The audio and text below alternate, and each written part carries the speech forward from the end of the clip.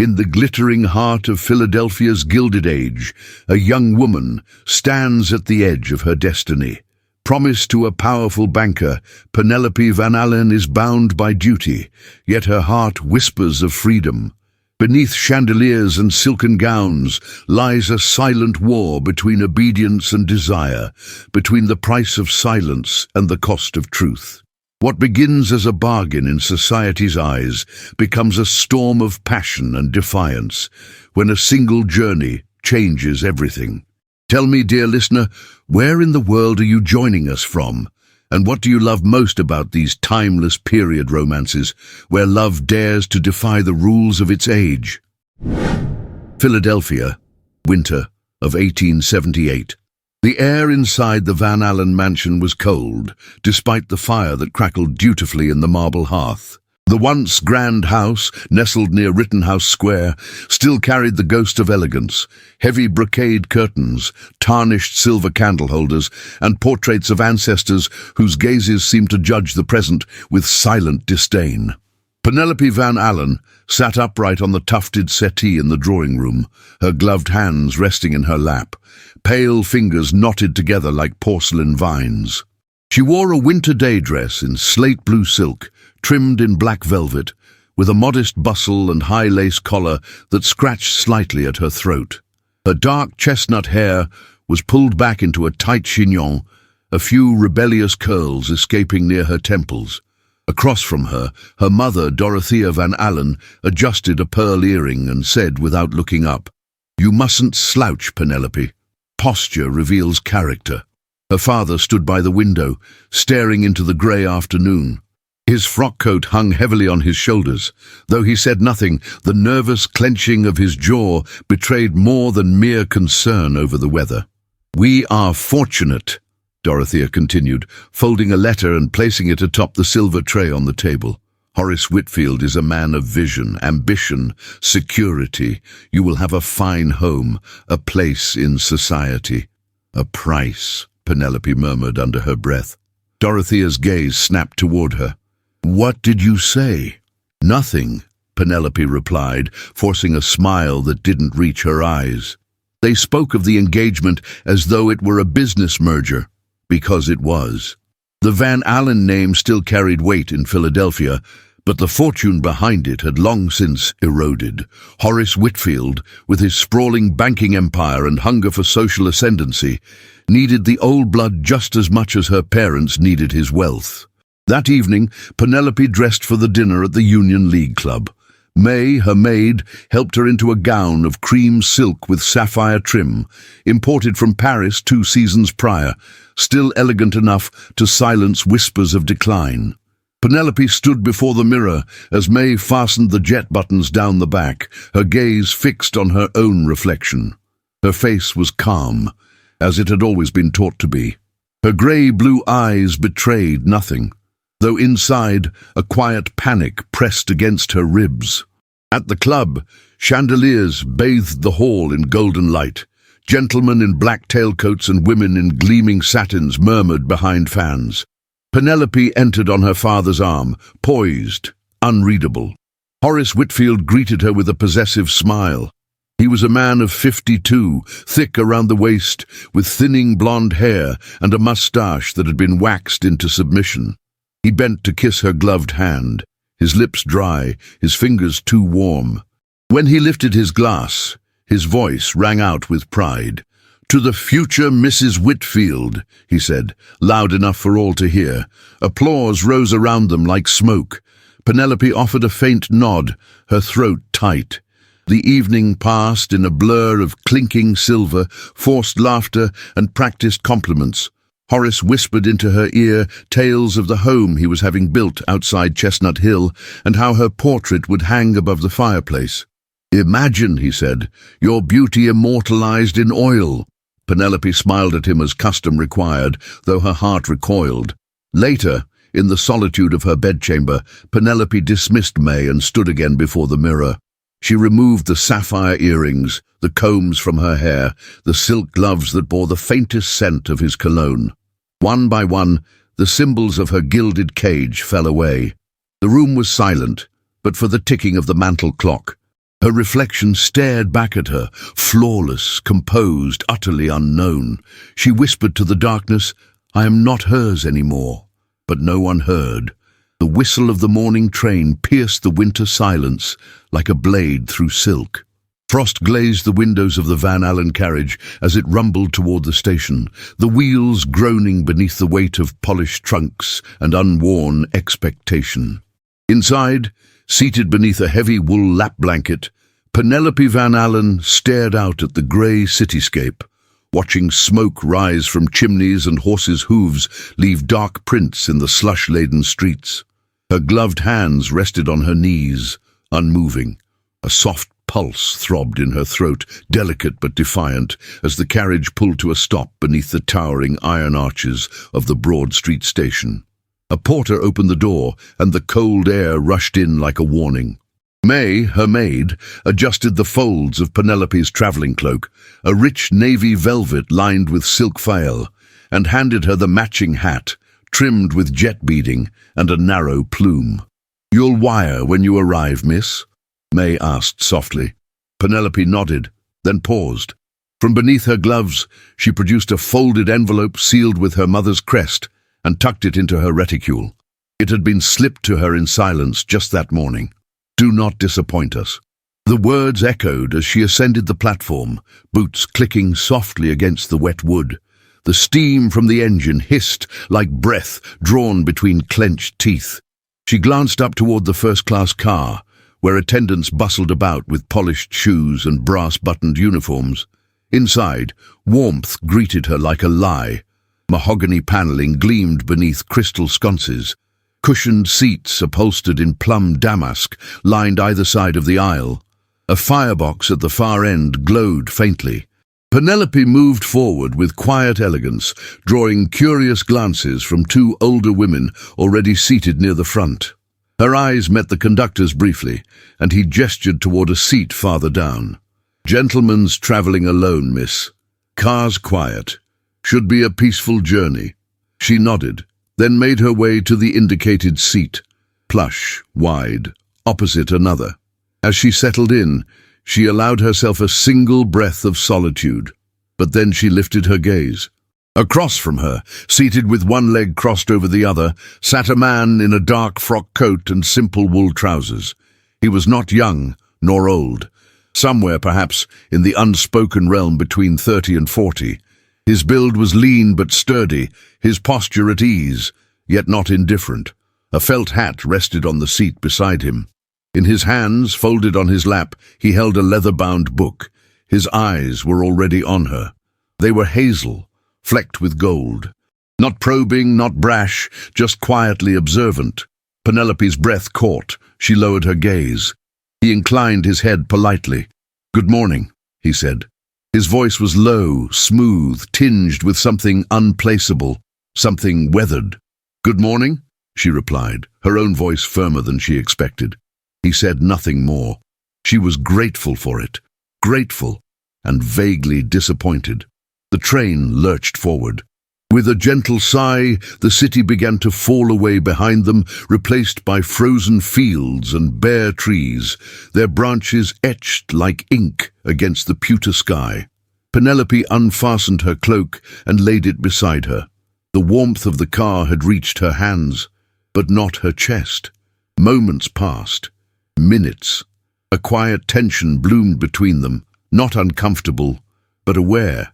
He turned a page in his book. The movement drew her eye. She noticed then.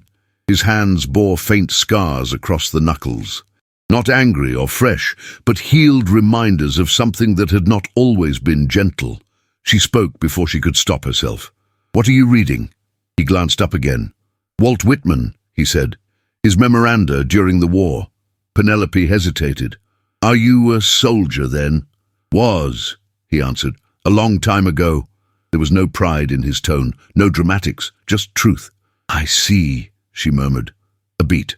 Then he added, "Nathaniel Prescott." She blinked, startled by the introduction. Her hand rose slowly. "Penelope Van Alen." His brow lifted slightly. "Of the Van Alens of Chestnut Hill. My parents live near Rittenhouse Square now," she replied. Her tone was neutral, neither confirming nor denying.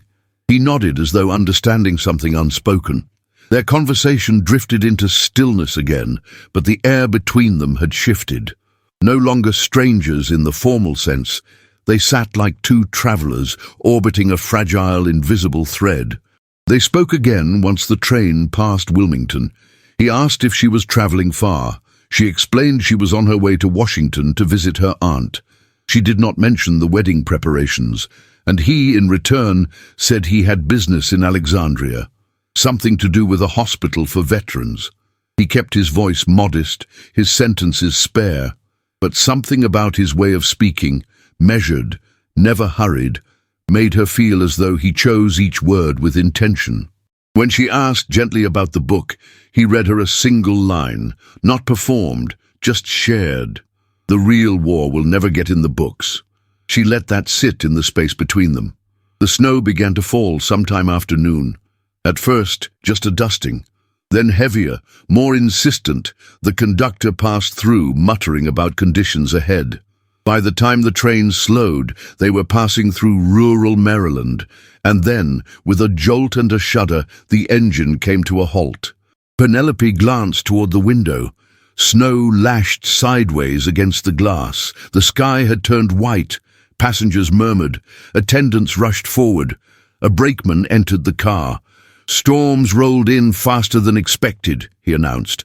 "We'll be stopping at a small station just ahead until visibility improves.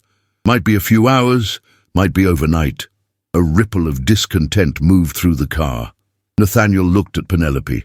"Well," he said quietly, "seems we're being asked to practice patience." She allowed herself a smile, an admirable quality. Not long after, they arrived at the station, a modest structure of wood and stone with a pot-bellied stove in the corner and benches worn smooth by time. The snow roared outside, turning the platform into a blur. Passengers huddled around the stove.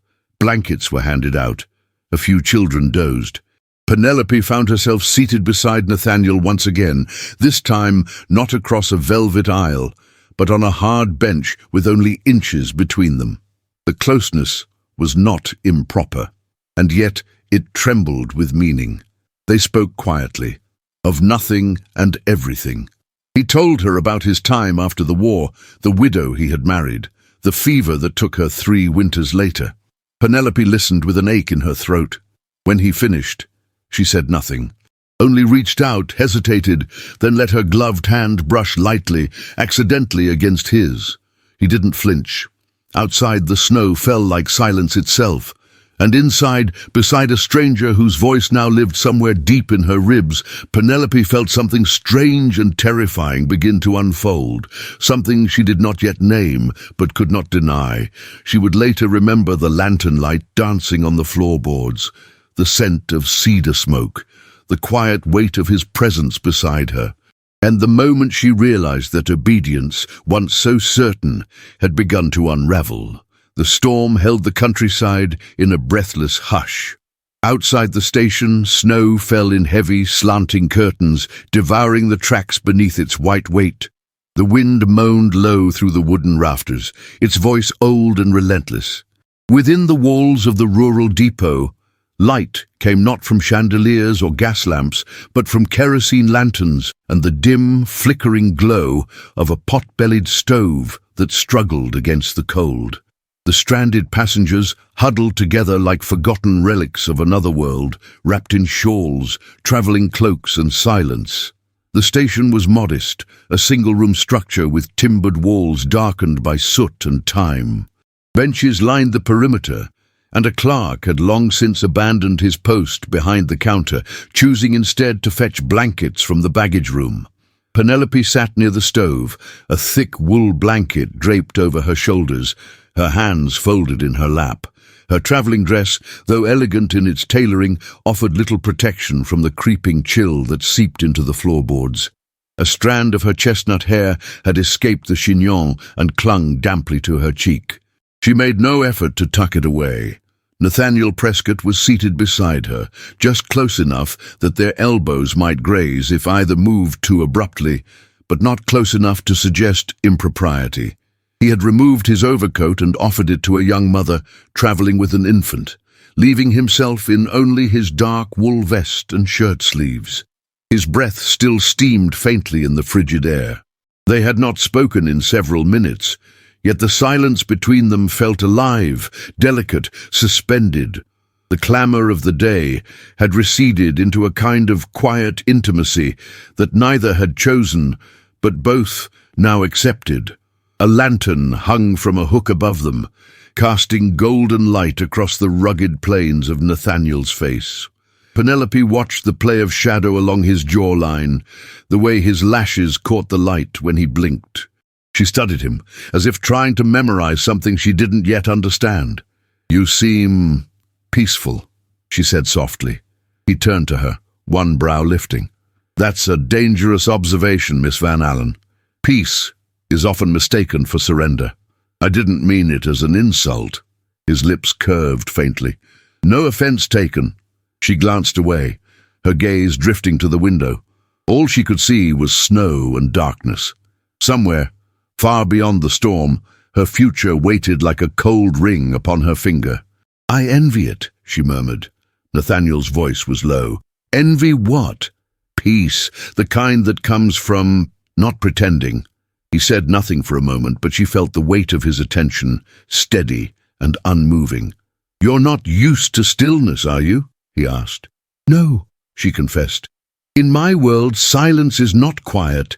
It's judgment waiting to be spoken." He considered that. "And in mine, silence was what followed cannon fire. It was the only thing louder." She looked at him then, fully. "You fought in the war," he nodded. "Union Army infantry, then officer, 2nd Corps, Gettysburg, Petersburg. I saw the worst of men and the best of them, often in the same breath." She pressed her hands together more tightly. "You survived." "I did," he said simply. "Not everyone did, not even the ones who came home." The words hung in the air like frost.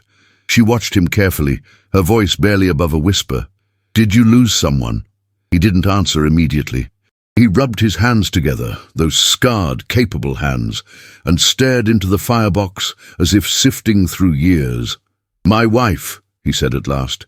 "We married after the war. Her name was Louisa. She died 3 years ago. Fever." "I'm sorry," she said with a quiet sincerity that surprised her. He looked at her then, his eyes clear but softened by memory. "So am I." She was kind, steady. She saw something in me I hadn't learned to see myself, and she made it real. The tenderness in his tone ached somewhere beneath her ribs. It wasn't the grief of a man broken by loss. It was the reverence of a man who had known real love. Penelope lowered her gaze. "I've never known someone to speak of a wife that way." "Then you've never met a man who earned her," he replied gently. Her throat tightened. She felt a sudden, sharp sadness that had no name. It wasn't about Nathaniel's story, or Louisa. It was about what she had never tasted, never touched, what she was expected to live without. "My parents have arranged a match for me," she said, before she could stop herself. He said nothing, waiting. "His name is Horace Whitfield," she continued. "He's 52, a banker, very respectable." Nathaniel's jaw moved slightly, but he remained quiet. "It's not a love match," she added, her voice thin. "It's a transaction. My family lost more than they let on, and he wants a wife with a name older than his." He tilted his head. "And you?" "I don't have the luxury of wanting," she said. "Not really." His gaze stayed on her, unreadable. Then he spoke, slow and quiet. "Everyone wants, whether they're allowed to or not."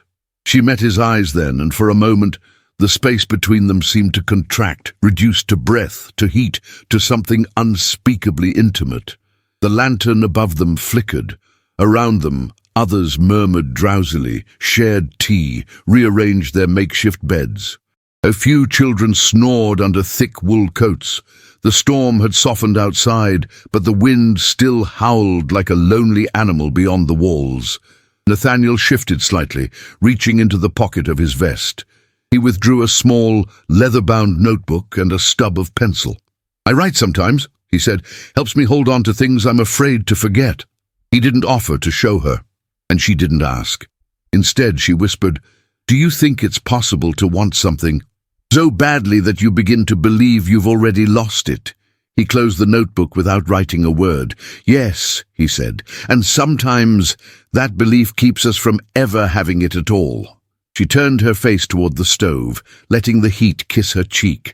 She was not cold, not anymore. The clerk returned with a few more blankets. A pair of lanterns were extinguished to preserve oil. The station dimmed. Penelope laid her head gently against the wooden wall behind her, eyes drifting shut. But not before she stole one last glance at the man beside her, whose name she had only learned hours ago, and whose presence now filled the very air around her like breath. Nathaniel did not sleep. He sat in silence, watching the snow slide down the windows, the soft rise and fall of Penelope's breath. Outside, the night gave way slowly to the pale suggestion of dawn. And when the conductor's call came at last, when the engine groaned to life and passengers were roused from their cocoon of frost and firelight, Penelope rose with grace and gathered her things. At the edge of the platform, she turned back. Nathaniel stood beneath the awning, his hat in hand, snow caught on his shoulders like ash. He tipped his head to her, not a bow, but a quiet farewell. She offered no words, only a look. It was brief. But in that moment, everything unspoken between them lingered, like smoke, like snow, like something unfinished. Then the train pulled away. The gaslights burned with cold precision along the grand hall of the Franklin Institute, casting a pale gold sheen over velvet gowns and polished shoes. Music swelled from a string quartet tucked beneath a painted arch, its melody graceful but hollow, echoing against marble columns and gilded cornices. The scent of beeswax and perfume lingered in the air, too sweet, too deliberate, like powdered sugar covering something half-rotten beneath. Penelope stood at the edge of the ballroom, her gloved fingers resting lightly on the stem of a crystal goblet. Her gown was new, Whitfield had insisted, ivory silk, hand-embroidered with silver thread, the bodice cut just modestly enough to satisfy society's rules and just boldly enough to satisfy his taste. A pair of pearl earrings hung from her ears, heavy despite their size, and her mother's sapphire brooch glittered on her décolletage like a mark of possession. Beside her, Horace Whitfield spoke to a trio of men in dark coats, their laughter low and indulgent. He had not introduced her. He rarely did when discussing matters of business or legacy.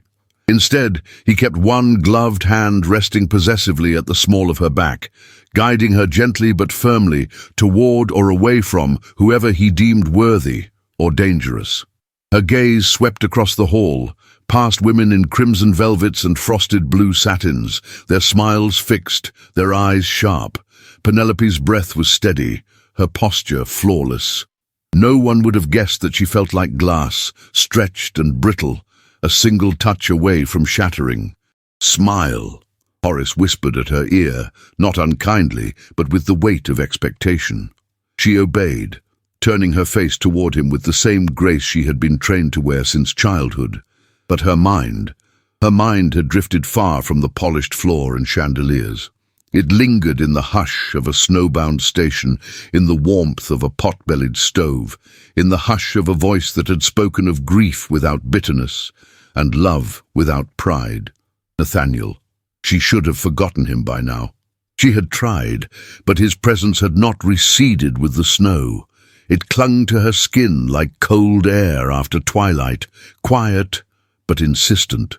She hadn't even known his name when she had first looked into his eyes, but now it echoed in her mind when she dressed in silence, when she walked through drawing rooms filled with hollow laughter and veiled ambition.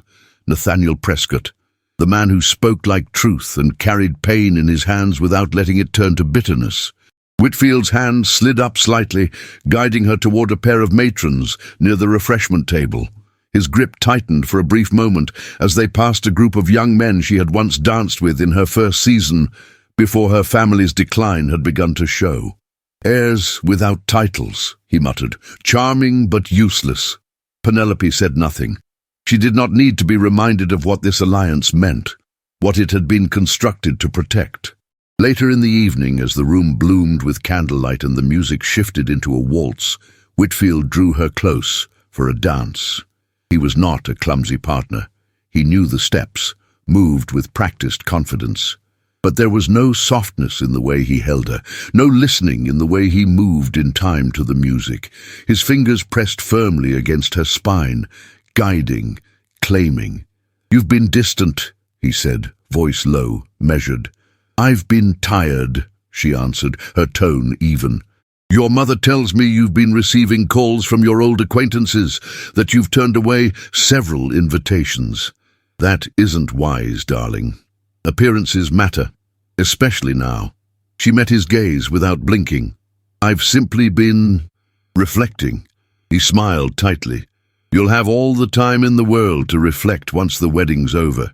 When the music ended, he led her off the floor and excused himself to speak with a foreign investor, leaving her momentarily alone near a column wrapped in winter roses. Her eyes wandered, not in search of someone, but in need of stillness. That was when she heard it. His voice, unmistakably his, low and careless. "She's a good girl, and her father's desperation has made her obedient." A pause. Laughter. "You know the Van Alens were clinging to dust and memory. I bought both for a very reasonable price." Her stomach turned. The voice was Whitfield's. The men he spoke with chuckled, murmuring something about pedigree and profit. Penelope didn't move. She couldn't, not immediately.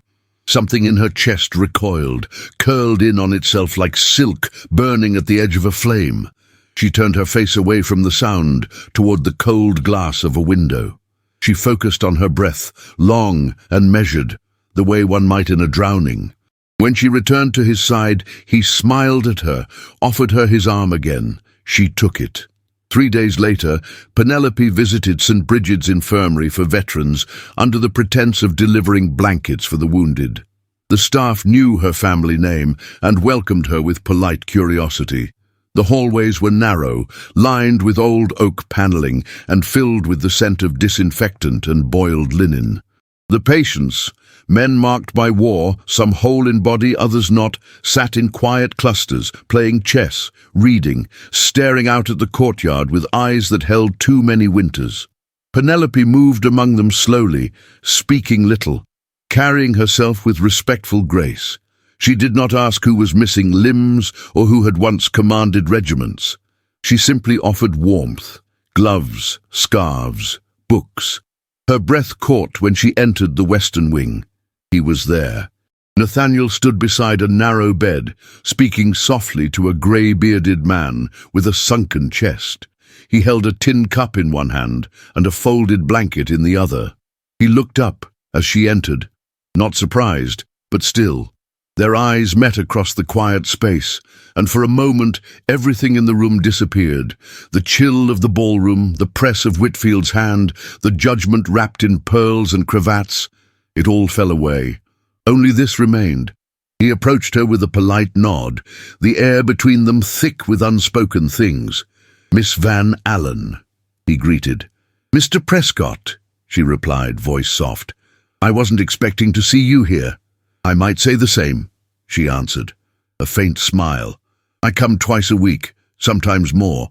They spoke near a window, voices low as the wind rattled faintly against the panes. I heard things at the ball," she said, not looking at him. He waited. "Things said about my family, about me." Her voice trembled, but she kept it steady. He didn't ask what. Instead he said, "Words have teeth, but they don't define you."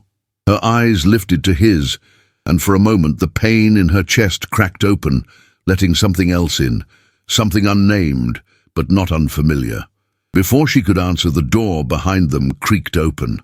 A young nurse entered, followed by a tall man in a grey coat, one of Whitfield's clerks. The man did not speak to her. He simply looked once, then turned and left. The message was clear. She turned back to Nathaniel. "I should go." He didn't stop her. He only nodded once, slowly. But as she walked away, her gloves tight against her hands and her heart hammering against her ribs, she knew, without question, that someone would tell Whitfield, and when they did, nothing would remain quite the same. The ink was still wet on the page when Penelope folded the letter, her breath catching as she pressed the wax seal into place.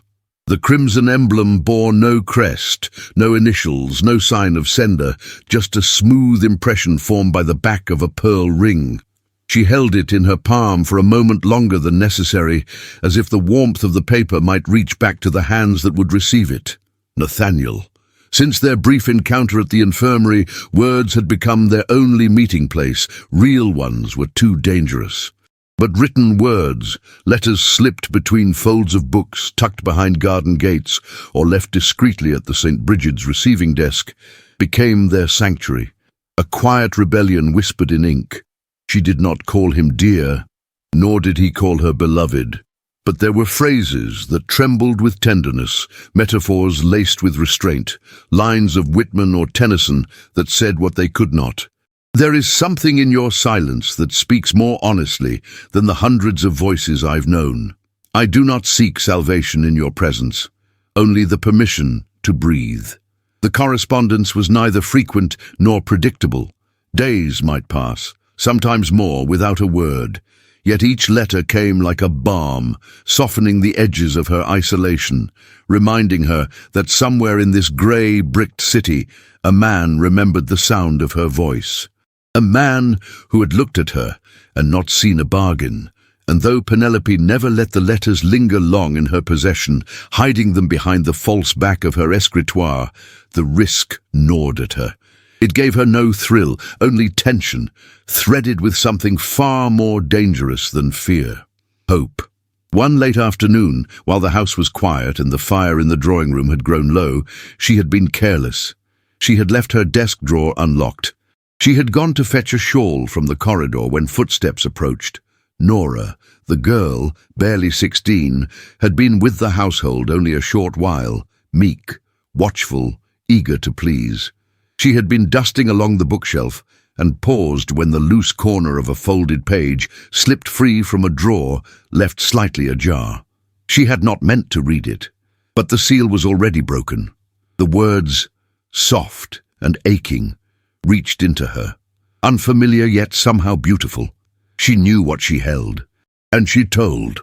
Mrs. Van Alen stood by the window when Penelope entered her mother's chamber that evening, the heavy drapes pulled back to reveal a dusk-smeared sky. She did not turn immediately. Instead, she let the silence stretch, stiff and cold. "Close the door," she said at last. Penelope obeyed. Her mother faced her then, eyes hard and colourless, the opened letter in her hand. "Is this yours?" Penelope's voice was quiet. "Yes, Mrs." Van Alen's nostrils flared, as if her daughter's calmness offended her more than the offence itself. "Do you have any idea what this could mean for our name, for your future?" "It was never about the future," Penelope murmured. "It was only a letter." "There is no such thing," her mother snapped. "Not when it comes from a man who has no place in your world, no title, no name, no money, and not when you are weeks away from becoming the wife of a man who can restore our standing." Oh, Penelope looked down. "He restores nothing. He owns." Mrs. Van Alen stepped forward, her voice lower now, sharper. "Burn them, everyone. I want no trace of this foolishness left in this house. I will not have your name whispered over drawing-room carpets by women with nothing better to do." "I have nothing better to do," Penelope said almost to herself, "except exist beneath a man I do not love, for the sake of debts I did not create." Her mother's hand struck the air, not in a slap, but in a tremble of outrage. "This is not about love. Love is for books, for peasants. You were born to uphold a lineage. You will not trade it for poetry."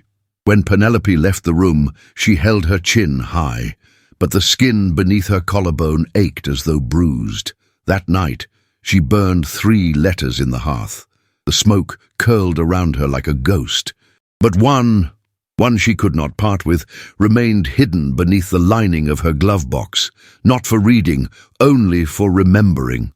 She had not heard from Nathaniel in 5 days. She feared what silence might mean, whether it came from caution or regret. She was not wrong to fear. Whitfield's carriage arrived without notice the next morning. He entered the parlour with the false cheer of a man who knew the scent of power. His hat in hand, his boots freshly polished, he greeted Mrs. Van Alen with overplayed warmth and then turned to Penelope with something else in his eyes: control. "I've taken the liberty of arranging a donation in your name," he said, pouring himself a glass of port from the sideboard, "to St. Bridget's. I believe in philanthropy that looks good on paper." Penelope tensed. "That's generous." He sipped. "It's practical." There was a beat of silence. Then he added casually, "You've been seen there. I was surprised." She said nothing. He continued, voice lowering, "And not alone." Now she looked up. His smile remained, but it had sharpened at the edges.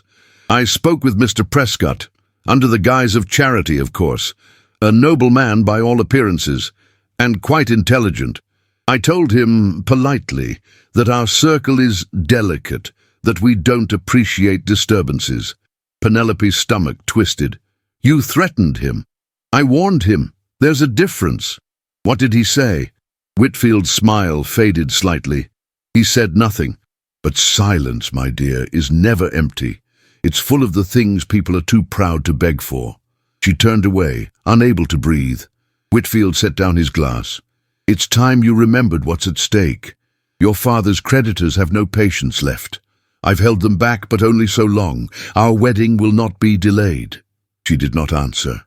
That evening, Nathaniel sat alone in his quarters above the infirmary, the fireplace crackling softly, a letter half-written resting on the desk beside him.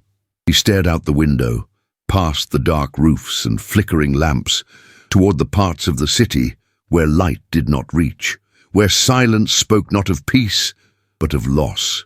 He picked up the letter, then slowly he set it aside. In his chest, something had begun to close, not violently, but with the steady ache of a man who understood that sometimes the most decent thing one can do for a woman already spoken for is to disappear. The morning broke not with brilliance, but with a pale, heavy mist that clung to the window panes like doubt. It muted the light, blurred the shapes of carriages below, and cloaked the world in a silence that felt oddly conspiratorial. Penelope stood at her dressing table, fastening the final hook on a simple grey wool gown. The fabric was unadorned, its sleeves plain, the skirt narrower than society demanded. She left behind the pearl earrings, the corseted silhouettes, the velvet-trimmed cloaks that declared one's status from a distance. Today, she wanted no declarations. May looked at her through the mirror's reflection, uncertain. "Will you be gone long, miss?" "Not long," Penelope said gently, though the truth sat deeper in her chest. "But long enough." She left through the servants' entrance, a modest bonnet tied under her chin, and gloves fitted tightly to conceal the trembling in her fingers. She walked instead of calling the carriage, not because the distance to St. Bridget's was great, but because she needed to feel the world beneath her feet, to remember that her life, her body, her choices had weight. The streets were quieter than usual, the fog muffling wheels and footsteps alike. Children darted through alleyways with paper kites trailing behind them, and a flower seller lit a small brazier to warm her fingers between sales. Penelope passed them unseen, her mind fixed on a door she had no permission to open. When she reached the infirmary, she paused before entering. The red brick building loomed tall, its windows smudged by years, and its eaves heavy with weather-worn ivy. It was not a place of beauty, but of honesty, of lives scraped bare of pretense. Inside, the smell of carbolic and tobacco lingered in the air. Voices murmured behind closed doors. The nurse at the front desk recognized her and nodded silently, then gestured toward the west wing. Penelope's steps were slow, her breath careful. Each stride toward Nathaniel's world felt like a defiance stitched into her very being. This was not where women of her name belonged. And yet, This was where her heart had gone. She found him at the end of the corridor, seated beside a cot where a young soldier, no more than 20, was attempting to lace a boot with only one hand. Nathaniel knelt beside him, offering neither pity nor overbearing help, just presence, just patience. Penelope did not speak. He looked up, startled, but only for a moment. Then his expression softened into something unreadable, perhaps awe, perhaps worry. She stepped forward. "I didn't write. I didn't expect you to." Silence stretched between them, tender and fragile. "I wanted to see," she whispered, her eyes scanning the room, "to see what your world looks like when no one else is watching." Nathaniel stood slowly. His coat was worn at the seams, ink stained one cuff, and yet he carried himself with the kind of grace that had nothing to do with lineage. "You shouldn't be here," he said, not coldly but with a quiet ache. "I know," she replied. He studied her. "It's not safe. Not for you, not now." A breath. Then she said, "Nothing is safe anymore. Not the things they want from me. Not the man I'm meant to marry. Not the life I've been told is mine. I wanted to see something real before I forget what it feels like." He stepped closer, just enough that she could see the flecks of gold in his hazel eyes. "You think this is real? These walls, this place?" "I think you are," she said. He inhaled sharply. The words pierced something deep in him, something he had worked hard to seal. "I don't have the right to hear that from you," he said. "Not when I cannot give you anything in return. You gave me truth. I gave you longing," he said bitterly. "And now it might cost you everything." She stepped closer. "What if it's a price I'm willing to pay?" "No," he said, too quickly, too firmly. "Don't say that. You don't know what it means. What they'll do. You think this world bends for love, but it doesn't. It breaks people for it." She looked up at him, her voice trembling. "Then let it break me. At least I will know it was for something I chose." His hand reached for hers, hesitated, then stopped. He couldn't. Not here. Not now. But the silence between them pulsed with everything they could not touch. Outside, the fog had lifted slightly, revealing the sharp edges of the city. Penelope stepped back, her fingers trembling in her gloves. "I should go," she said, though every cell in her body screamed to remain. He nodded, the muscle in his jaw tightening. "Be careful," he said. She turned, walked past the rows of beds and worn floors, past men who no longer watched her with curiosity. Her heart beat loudly in her ears, but it was not fear, it was something more dangerous. Conviction. She exited into the street, where the light had sharpened into a pale winter gold, but she was not alone. Across the road, half shrouded in shadow beneath the awning of a tobacconist, stood a man in a grey overcoat, his hat pulled low, eyes trained not on her face, but on her movement. She walked, steadily, not turning, but every instinct told her. She was being followed. He kept a distance, not enough to alarm, but enough to remind. By the time she reached home, the dread had bloomed into certainty. Her father was waiting in the library, the door already ajar. He did not rise when she entered. He stood by the fire, a brandy in his hand, his posture rigid. "Where have you been?" he asked, though he already knew. She did not lie. "I went for a walk." His laugh was bitter. "You always were poor at fiction."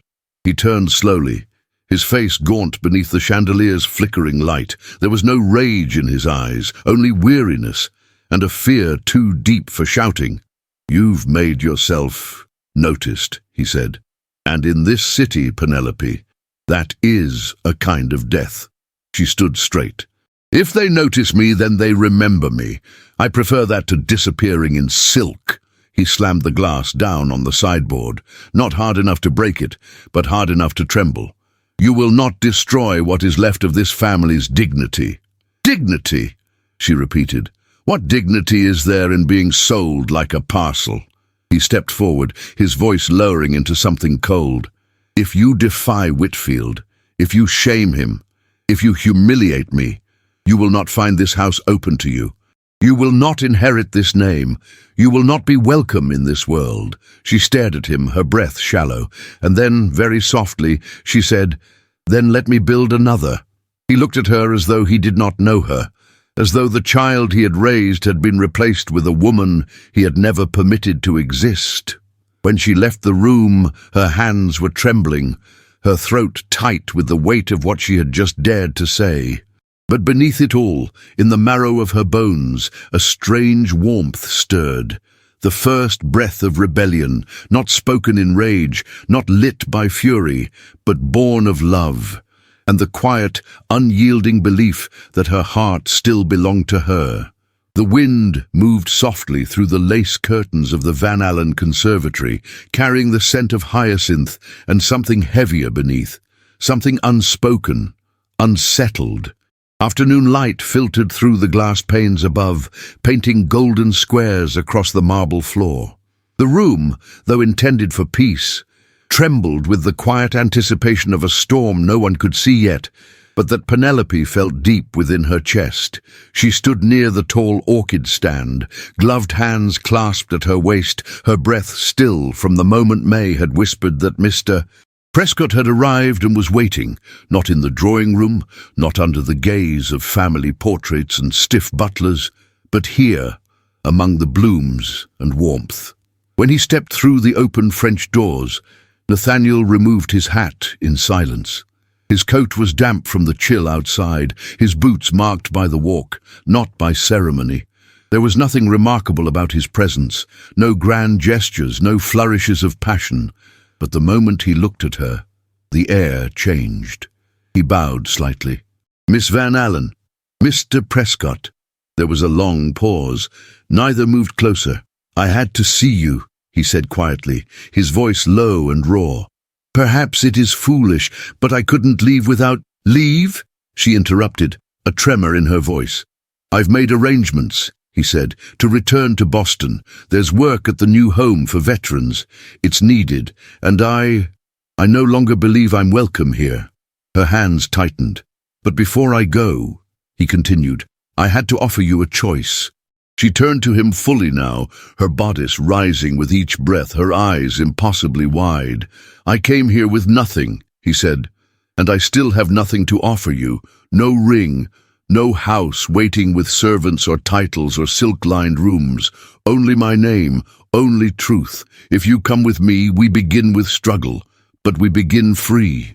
The weight of his words fell gently, like snow that seems light until it buries everything. "You would take me," she whispered, "with nothing."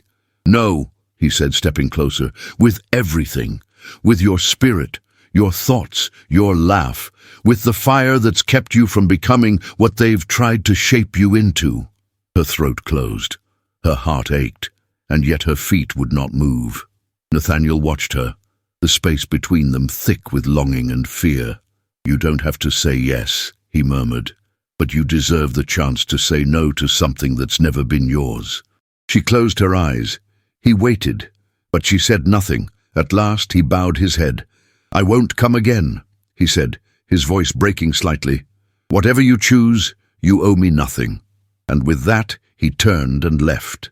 The doors closed behind him with barely a sound, and yet in her heart they slammed.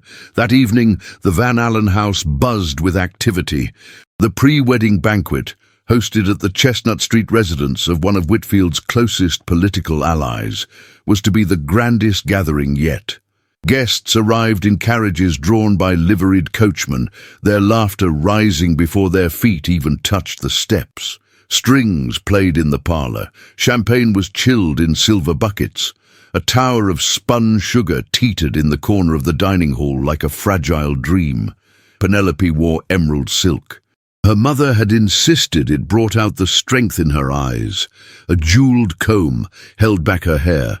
She walked like a woman who knew her place, and yet, with every step, her heart felt like glass, each moment threatening to crack it beyond repair. Whitfield was already on his third glass of brandy when she arrived. His cheeks bore the flush of indulgence, his voice a touch too loud, his laugh a bit too sharp.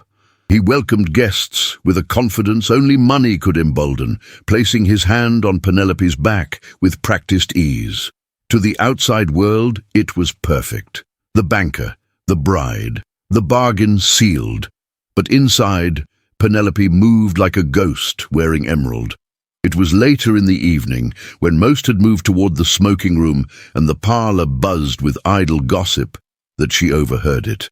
Whitfield stood with a group of older men, judges, industrialists, men whose fortunes outpaced their decency. They were speaking of breeding, of families, of matches made not in heaven, but in ledgers. Whitfield swirled his glass. "You've no idea what a well-trained filly can be worth when you break her in properly," he said, chuckling. "It's not about affection, gentlemen, it's about discipline. The Van Alens come from good blood. What she lacks in fortune, she'll make up in silence." The men laughed. Penelope froze, her gloved hand still clutching her fan. The words sliced through the din, landing not in her ears, but in her soul. She didn't speak, didn't scream. She turned, walked away, not to the powder room, not to the hallway, but to the glass doors leading out onto the garden terrace, where winter roses bloomed in spite of the frost, and the moon hung low, disinterested in the cruelty of men. There in the cold, her breath visible in the air, she stood utterly still. The insult had not wounded her pride. It had murdered something far more precious, her last illusion. She had thought, perhaps foolishly, that there would be dignity in resignation, that endurance might be a quiet form of strength. But now she saw clearly this was not marriage. It was transaction. Her silence was currency, her obedience the prize. She pressed her hand to her chest as if trying to stop her own heart from fleeing. A servant came to find her minutes later, speaking her name softly. "Miss Van Alen, Mr. Whitfield is asking where you've gone." She turned slowly, the frost clinging to the edge of her gown. "Tell him," she said, her voice calm and sharp as cut glass, "that I was listening." Then she walked back into the house, not as a bride, not as a daughter, not as a possession, but as a woman no longer willing to be bought. The house was too quiet for a home meant to celebrate an impending wedding. No laughter echoed through the halls. No music spilled from the parlour. The scent of lilacs, carefully arranged in porcelain vases in every corner, had grown stale, as though even the blooms had lost faith in the union they were meant to bless. Penelope stood in her father's study, the heavy velvet curtains drawn, the fire low and sullen in the hearth. Outside, the afternoon light had faded into a dim amber haze, and the ticking of the mantel clock marked time with a rhythm that felt like judgment. Whitfield was there, seated in the chair opposite her, his hands resting on his cane, though he did not need it. He did many things he did not need to do. Control had always been his true crutch. She had summoned him, and now that he sat before her, entirely too composed, she felt the words gather like storm clouds in her throat. "I can't marry you," she said at last. "No softness, no apology, only truth." Whitfield didn't flinch. He merely tilted his head, as though regarding an unpredictable horse. "You're upset," he said calmly. "That's understandable. But the arrangements have been made, Penelope. The guests are arriving next week. The invitations—" "This isn't about invitations," she interrupted, her voice sharp. "It's about me, and I will not be yours." He rose slowly, not in anger, but in deliberate menace.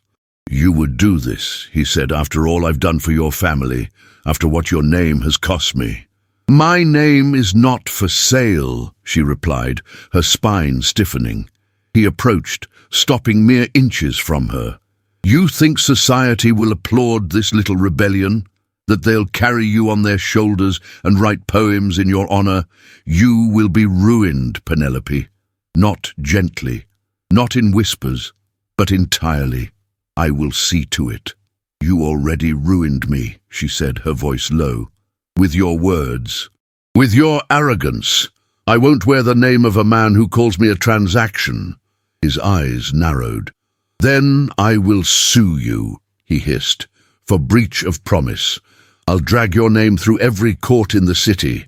And your father, What do you think will happen to him when the banks withdraw their loans, when your family's debt is exposed like rot beneath silk? I will not be your bride, she said again, her voice trembling, not with fear, but with finality, no matter the cost. He stared at her for a long moment, and then, with a cold, humorless smile, he turned and left, his footsteps echoing down the corridor like a verdict. The moment the door closed, Penelope sank into the chair, her breath shallow, her limbs too weak to hold the weight of what she had just done. She did not cry. She waited. It didn't take long. Within the hour, her mother stormed into the room, letter in hand, face pale with fury. "What have you done, Mrs.?" Van Alen's voice cracked like porcelain. Penelope rose, slowly. "I told the truth." "The truth?" Her mother's voice rose to a shriek. "You have condemned us. Do you understand? Condemned us to poverty, to humiliation, to ruin."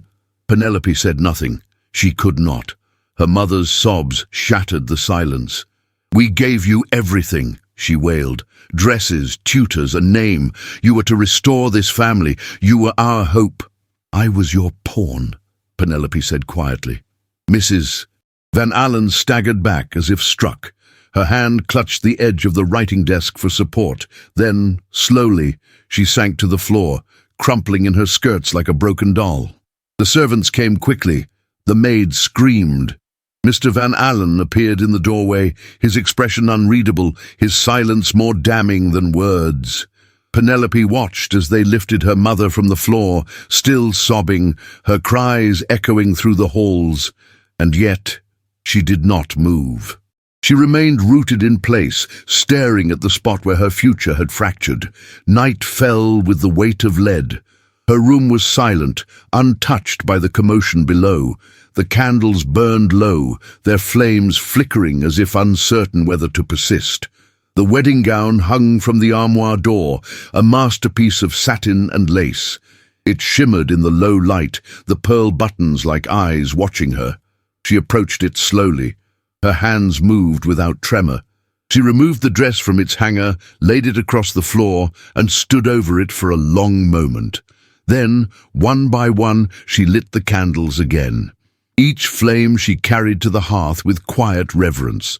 The fabric caught slowly at first, then bloomed into fire, an elegant devouring blossom. The lace curled, the silk blackened. The scent of burning luxury filled the air, heavy and sweet. Penelope watched as it turned to ash, the gown that had been chosen for a life not her own. A symbol of everything that had been taken, demanded, expected. She did not cry. When only embers remained, she sat at her writing desk and composed a single note. It said nothing of defiance, only that she would not stay. She did not sign it.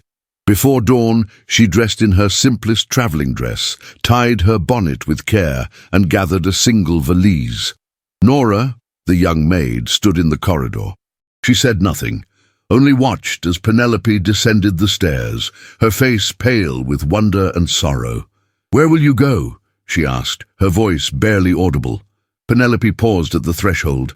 "Where they don't know my name," she said, "and don't ask for my silence." Then she opened the door and stepped into the cold. The carriage waited at the corner, dark and discreet. The driver tipped his hat without question. Penelope climbed in without a chaperone, without a companion, without permission. The wheels rolled forward, slow and steady, into a city that still slept.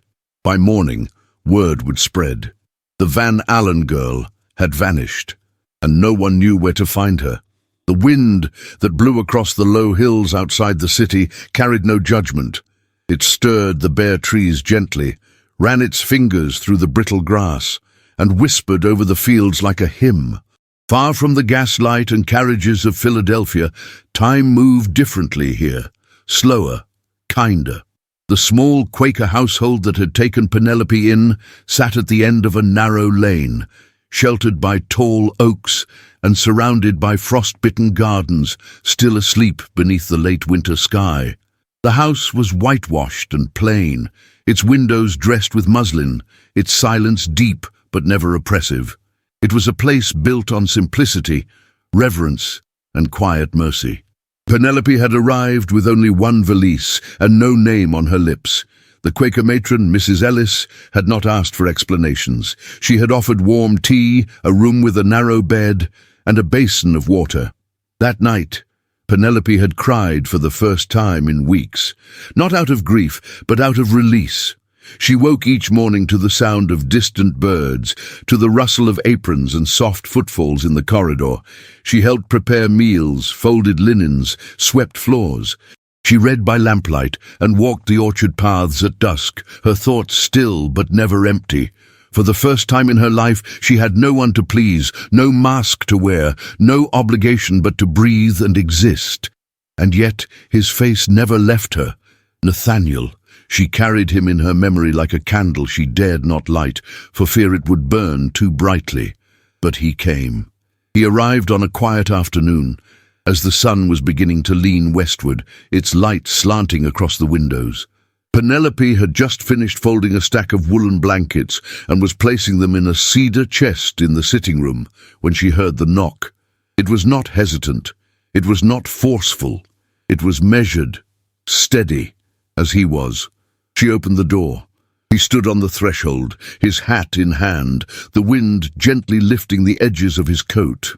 He had not shaved, and the journey had left dust on his boots, but his eyes, those eyes, were the same.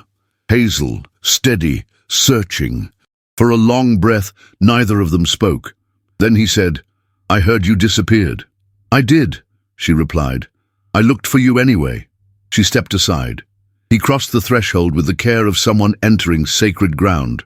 Inside, the warmth of the fire touched his face, and for a moment he looked as though he didn't believe she was real. "How did you find me?" she asked softly. "I didn't," he said. "Nora found me." Penelope blinked. "She sent a note," he continued. "Said you were safe, that you were here, that if I had any sense at all, I'd go to you before someone else did." A silence bloomed. She pressed her hands together, unsure of what to say. "I was going to leave," he added. "Truly, I thought maybe that you had made your choice." "I did," she said, her voice barely above a whisper. "I chose not to be owned." His chest lifted with a slow, quiet breath. They sat in the small parlour, 2 cups of tea cooling between them, but neither reaching for them. Penelope's hands rested in her lap, fingers twisting the edge of her sleeve. Nathaniel watched her with the expression of a man who knew he was standing on the edge of something fragile. "I thought of you," she said at last, "every day.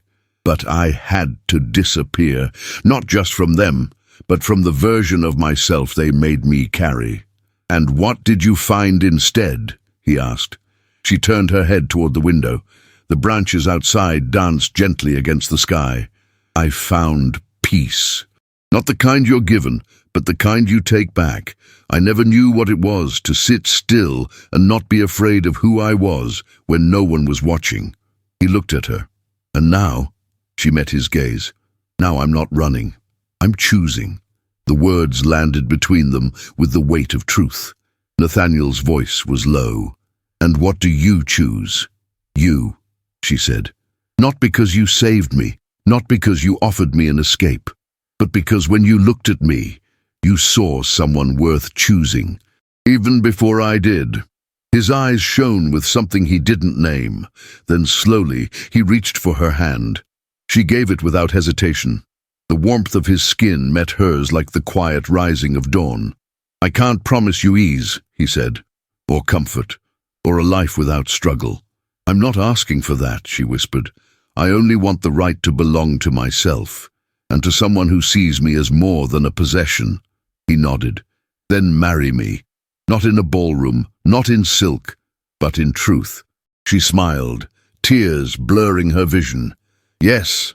They sat like that for a long time, hands clasped, words no longer necessary, but the world was not far behind.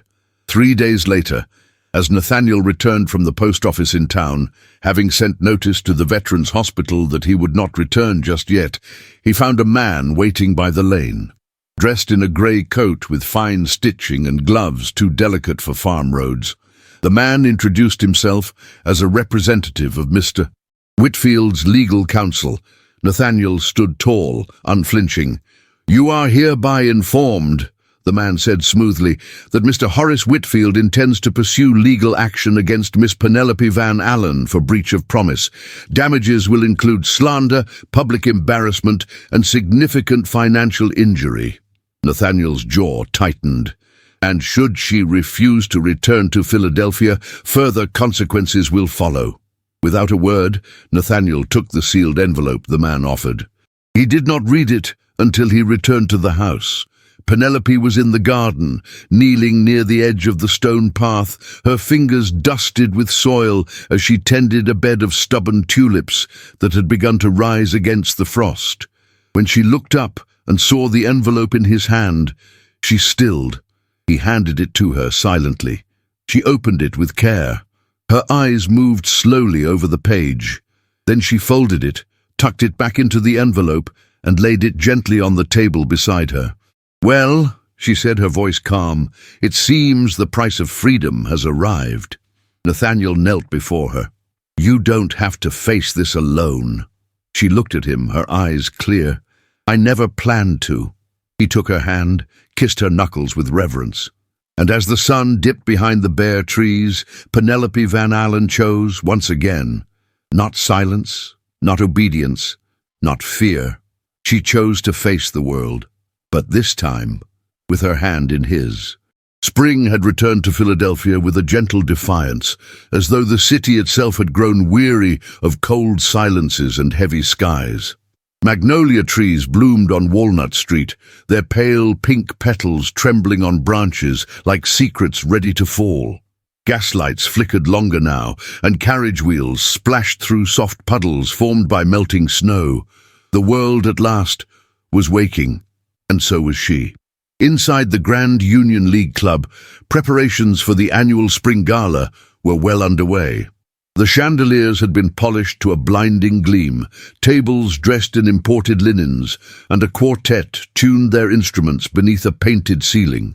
Guests arrived in layers of lace and silks, in brocade waistcoats and gleaming cufflinks. The scent of rosewater mingled with tobacco, and the room was filled with the unmistakable hum of wealth, expectation, and spectacle. Horace Whitfield entered precisely at 8. He wore a black tailcoat trimmed in satin, a white waistcoat with pearl buttons, and a smile that had grown sharper in recent weeks. Rumors had swirled about his jilted engagement. Some whispered that the Van Alen girl had eloped with a coachman, others that she had fled to Europe in disgrace. Whitfield, for his part, had said little, but tonight his posture spoke for him. He walked with the stride of a man who believed himself restored. He paused briefly in the middle of the ballroom, letting his eyes scan the glittering crowd. The room hushed in a subtle ripple as people noted his arrival. Conversation shifted, fans fluttered. He greeted old allies with nods, new ones with calculated charm. He raised a glass of champagne and toasted no one in particular. The murmurs resumed around him, just as planned. And then the room changed, not suddenly, not loudly, but like the scent of rain before the downpour, something shifted. At the far end of the ballroom, where the double doors opened onto the main hall, a figure appeared, Penelope Van Alen, on Nathaniel Prescott's arm. She wore no tiara, no jewels, no brooch passed down from proud mothers. Her gown was soft grey, simple in its cut, with sleeves that fell in gentle lines to her wrists and a high collar trimmed in pearl stitching. Her hair was swept into a low knot, unadorned save for a single ivory comb. She did not smile. She did not need to. The hush fell like snow. Whitfield turned slowly, his glass frozen in mid-air. Their eyes met. For the briefest instant, he seemed to forget himself. His expression faltered, not with shock but with something closer to disbelief. Penelope's presence in this room, at this hour, in that gown, was not a rebellion. It was a reckoning. She walked forward, Nathaniel beside her, his presence firm but quiet. He did not look around. He looked only at her. They stopped near the center of the ballroom, just beneath the chandelier, where Whitfield had once raised a toast to his future wife. Penelope turned. She faced them all. No music played. No voice interrupted. She did not raise her hands. She raised only her voice. "I stand here," she began, "not to correct a rumor or reclaim a title. I stand because silence has cost too many women their names, their worth, and their freedom." A sharp breath ran through the room. She continued, "There are men in this room who believe they can buy legacy, love, or dignity with gold, who believe that a woman's silence is a form of gratitude. I was promised to one such man, and when I dared to walk away, he threatened not only me but my family, through reputation, through debt, through shame." A tremble moved through the gathering. Whitfield's jaw tightened. He stepped forward. "Miss Van Alen," she turned to him. "Mr. Whitfield," she said calmly, "you have used your influence to intimidate, to silence, and to control, but I owe you nothing, not my hand, not my silence, and not my fear." He opened his mouth again, but no words came. Penelope turned back to the crowd. "I will not apologize for choosing dignity over wealth. I will not ask your approval for loving a man who speaks to me with honesty rather than ambition. And I will not stand beneath this chandelier under the weight of tradition and deception, pretending that civility is more valuable than truth." For a long moment, no one moved. Then, from the corner of the room, an older woman, a widow known for her quiet grace, set down her glass and nodded once. Another woman followed, then a man, not many, but enough. A ripple of subtle approval moved through the air, unspoken yet undeniable. Whitfield, red-faced and stiff, turned on his heel and walked out of the ballroom. The doors closed behind him with a muted thud. The silence that followed was not uncomfortable. It was reverent. Penelope did not linger. She turned to Nathaniel, who offered her his arm once more, and together they walked out of the Union League Club, not with fanfare, but with freedom. In the weeks that followed, whispers continued, but they no longer spoke of scandal. They spoke of her strength, of the night she stood in the lion's den and refused to be devoured.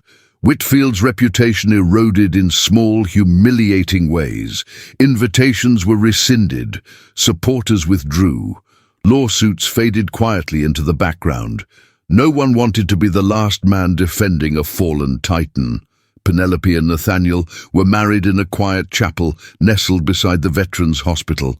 There were no carriages lined along the street, no society pages reporting on the flowers or the menu.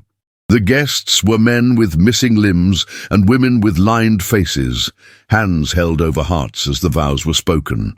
Penelope wore a soft cream gown with no corset. Nathaniel wore his father's watch chain. They exchanged no rings of gold, only vows woven from truth. Afterward they walked hand in hand through Rittenhouse Square, now dotted with crocuses and daffodils. The breeze carried the scent of soil and sunlight. They did not speak. They did not need to. She no longer wore the name of a family that had tried to cage her. He no longer stood on the edges of a world that once dismissed him. They had carved a place between two classes, two silences, two worlds, and in that place they began again, not as fugitives, but as builders of something unspoken, and finally, truly theirs. 7 years had passed. Spring returned to Philadelphia with the same soft insistence as before, brushing color over cobblestones and coaxing blossoms from dogwood branches. But something in the city had changed. A new generation of women walked with firmer steps and straighter spines. Their gloves were still buttoned, their hats still pinned, but their eyes no longer tilted down when spoken to. And though not everyone named Penelope Van Alen, many had learned to live as if they could be her. At the edge of Fairmount Park, in a modest but sun-filled house with ivy climbing its brick walls, the laughter of children danced on the breeze. Inside, the scent of warm bread mingled with the creak of polished wood floors and the sound of pages turning. Nathaniel Prescott sat on the porch, a book forgotten in his lap, as he watched his daughter chase her younger brother through the grass. The boy, barely 4, was all knees and elbows, his curls wild in the wind. The girl, nearly 6, ran with a determined grace that mirrored her mother's. Her name was Eleanor, though Nathaniel often called her his tiny storm. He smiled without realizing it. From inside, a voice floated out. "They'll trip on that route again if you don't stop them." Penelope stepped onto the porch, drying her hands with a linen towel. Her hair was looser now, streaked gently with sun and the passage of time. She wore a faded blue dress with a wide sash, a simple locket around her neck, and an ease in her expression that 7 years ago would have seemed impossible. "They need to fall sometimes," Nathaniel said, reaching for her hand. "It teaches them where not to land." Penelope sat beside him. "That's something you would say." He kissed her knuckles. "That's something you taught me." They sat in silence, watching the children tumble in the grass. Behind them, a table inside the house held unopened letters and old invitations, one from the city's university inviting Penelope to speak at a women's symposium, another from the hospital asking Nathaniel to return as an advisor. They chose which ones to answer, no longer out of fear, but out of freedom. Whitfield had not recovered. After the scandal, he lost his place on several boards. A quiet investigation into his banking practices led to a swift and brutal fall from grace. He had relocated to New York, where he lived in a penthouse he rarely left, his name now associated more with caution than prestige. Penelope had not spoken of him since the day she wed. Her parents had moved to a smaller house outside the city. Their fortune, what remained of it, was managed by Nora, who had since opened a small lending bureau that offered credit to widows and unmarried women starting shops and bakeries. She said it was less about profit, more about survival. The world had not changed overnight, but it had shifted, and that was enough. As the sun dipped low, Eleanor climbed the steps and settled between her parents, breathless and glowing. Her brother followed, arms full of yellow tulips he had clumsily picked. "Are you tired yet?" Penelope asked. Eleanor shook her head fiercely. "Not even close." Penelope laughed. "You remind me of someone I used to know." Nathaniel raised an eyebrow. "Someone?" She wore silk and bitterness like armor, until she traded both for something much harder to wear. "What was that?" Eleanor asked. "Hope," Penelope said. Nathaniel's hand found hers again. The breeze carried the sound of bells from the city centre. Evening was coming, and with it, the quiet certainty that the life they had built on ashes, on choice, on defiance, had not only endured, but bloomed. Love, Penelope had once feared, was a delicate thing, but she had learned. The truest love was not fragile. It grew through winters. It reached for light, and it never forgot how to begin again. In a world that often demanded obedience over desire, appearances over truth, and wealth over the soul, Penelope and Nathaniel chose something far more rare. They chose each other. Not because it was easy, not because it was expected, but because it was right. This story reminds us that courage isn't always loud. Sometimes it's the quiet act of walking away from everything you've ever known to follow the call of your own heart. Penelope's journey is a mirror to many of us. Maybe you too have felt the weight of duty, the silence of fear, or the sting of being misunderstood. But know this, it is never too late to reclaim your voice, to choose love over fear, dignity over comfort, truth over acceptance.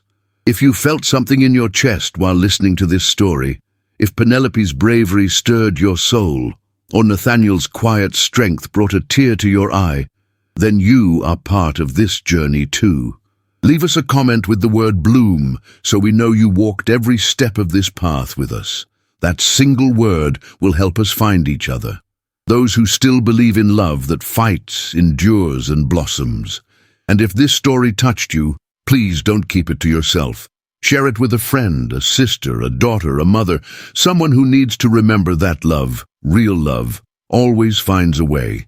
We've left more powerful love stories for you in the cards above. Go explore them, because somewhere another Penelope is waiting to be heard. Thank you for staying with us until the very end. And remember, love does not ask for permission. It simply blooms.